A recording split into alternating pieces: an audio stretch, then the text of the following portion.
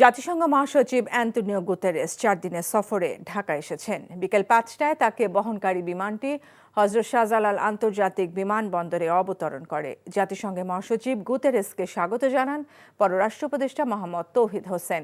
শুক্রবার সকাল 9টায় হোটেল ইন্টারকন্টিনেন্টালে গুতেরেসের সঙ্গে সাক্ষাৎ করবেন পররাষ্ট্র উপদেষ্টা তৌহিদ হোসেন এবং রোহিঙ্গা ইস্যু বিষয়ক প্রধান উপদেষ্টার হাই রিপ্রেজেন্টেটিভ খলিলুর রহমান।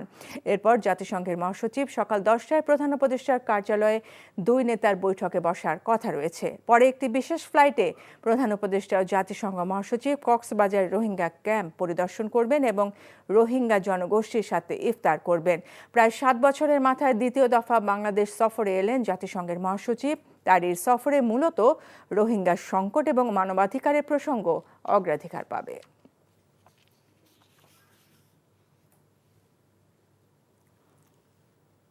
এই ঈদে জামা জুতো অ্যাক্সেসরিজের ডিসকাউন্ট